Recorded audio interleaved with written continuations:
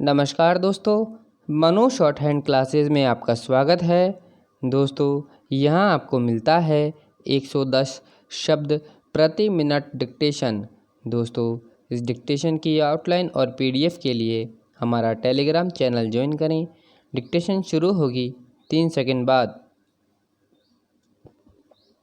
महोदय, हमारे यहाँ अशांति क्यों होती रहती है? इसलिए नहीं कि पुलिस वालों की संख्या बहुत कम है। अशांति इसलिए होती रहती है कि समाज में ऊंच नीच है और लोग अनुभव करते हैं कि उन्हें न्याय नहीं मिल रहा है। कानून और व्यवस्था की समस्या केवल भारत में ही नहीं है। मैं आपको अमेरिका की ओर देखने को कहूँगी कि आप अन्य अनेक विकसित देशों की ओर निगाह डालें, जहां न पैसे की कमी है, न रोजगार की, न दुनिया के सुख साधनों की। मैं आपको विश्वास दिला सकती हूँ कि एक अकेली स्त्री जितने सुरक्षित भाव से कोलकाता या दिल्ली की सड़कों से गुजर जाती है, उतनी उन देशों के अनेक शहरों से नहीं गुजर सकती। गुजरात को क्या सहायता दी गई?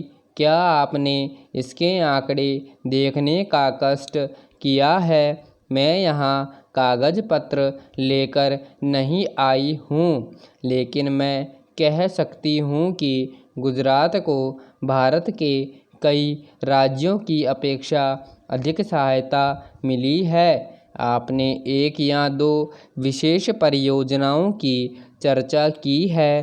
प्रत्येक परियोजना पर उसकी आवश्यकता के अनुसार विचार किया जाएगा और आवश्यकता का अभिप्राय नहीं है कि अमुक फर्म या व्यवसाय ग्रह को मिलता है। आवश्यकता का आशय यह है कि उससे देश को अपने पांवों पर खड़े होने से सहायता मिलती है या नहीं। हमें उर्वरकों की आवश्यकता है।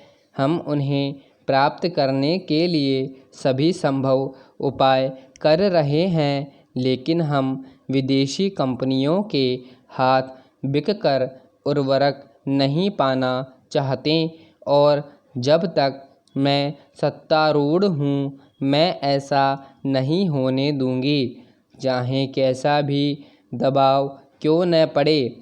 अगर आप चीखना चाहते हैं तो विश्वास कीजिए, आप मुझसे ज़्यादा ज़ोर से नहीं चीख सकते। इसका मुझे आपसे कहीं ज़्यादा अनुभव है। प्रत्येक मामले को तब तक तय नहीं किया जाएगा जब तक वह विचार के लिए उठाया जाएगा। जहाँ तक टाटा परियोजना का संबंध है, वह योजना अभी सरकार के सामने नहीं आई है। यदि वह आएगी तो उस पर वैसी अन्य योजनाओं की तरह समुचित विचार किया जाएगा। अतीत में हमने कई बातों पर जल्दबाजी से काम लिया और आज हम उसका फल भुगत रहे हैं। आप महानुभावों को इस पर लिखी गई अनेक पुस्तकों के नाम बता सकती हूँ, जिनके लेखक न तो भारतीय हैं और न ही आदर्शवादी। महोदय, प्रत्येक कदम फूंक फूंक कर रखना होता है और हो सकता है कि हम कुछ वर्ष गंवा दें, लेकिन स्वतंत्रता गंवाने की अपेक्षा वह अच्छा होगा। स्वतंत्रता का अर्थ केवल अपनी सरकार होना नहीं होता, बल्कि उसका अर्थ होता है कि हम निर्णय स्वयं करें। हो सकता है कि वे निर्णय गलत हों, लेकिन वे हमारे निर्णय भारत के निर्णय होने चाहिए। हमें कपड़ा उद्योग की समस्याओं का भी ध्यान है। हमने आधुनिकीकरण के लिए विशेष सहायता की आवश्यकता को स्वीकार किया है। योजना आयोग ने कपड़ा उद्योग के लिए एक कार्यकारी दल नियुक्त किया था जिसने इसकी समस्याओं पर विचार किया। सिद्धांत रूप में यह निर्णय किया गया है कि वित्तीय संस्थाओं से बातचीत कर रहे हैं कि इन उद्देश्यों के लिए उधार की शर्तें कैसे उदार बनाई जा सकती हैं।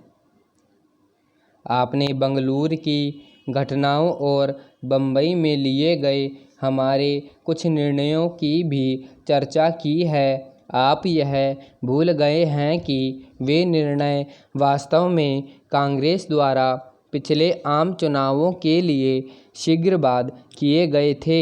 उन पर कार्य समिति में विचार विमर्श और एक राय से सहमति हुई थी और बाद में उन्हें अखिल भारतीय कांग्रेस कमेटी ने स्वीकार किया था। बंगलुरु में हमने केवल मोटे तौर पर नए सिरे से दिशा निर्देश दिया था। इसमें कोई संदेह नहीं कि जब तक ऐसा देश उस दिशा की ओर न बढ़े तब तक वह प्रगति नहीं कर सकता। मैं नहीं समझ सकती कि आदर्शवाद और व्यावहारिकता को एक दूसरे से अलग किया जा सकता है। सभी देशों को अपनी प्रगति किसी न किसी सिद्धांत पर आधारित करनी होती है। प्रश्न केवल यह नहीं है कि भारत में क्या हो रहा है, बल्कि प्रश्न उस परिवर्तन की उस लहर का है जो दुनिया भर में देखी जा सकती है। यहाँ अनुशासन और धैर्य के अभाव में काफ़ी कुछ कहा गया है। मैं समझती हूँ कि इन शब्दों का प्रयोग करने से पहले आपको इनका अर्थ समझ लेना चाहिए। आप शायद इसे अनुशासन कहेंगे कि इंग्लैंड में लोगों से बेगार ली जाती थी और उनसे दुर्व्यवहार किया जाता था। यहाँ छोटे छोटे बच्चे अंधेरी खानों में काम करने के लिए जाते थे और अंधे होकर बाहर निकलते थे। जब वे इन सब के प्रति विद्रोह करते थे तो आप शायद उसे अनुशासनहीनता कहेंगे। समाप्त। धन्यवाद।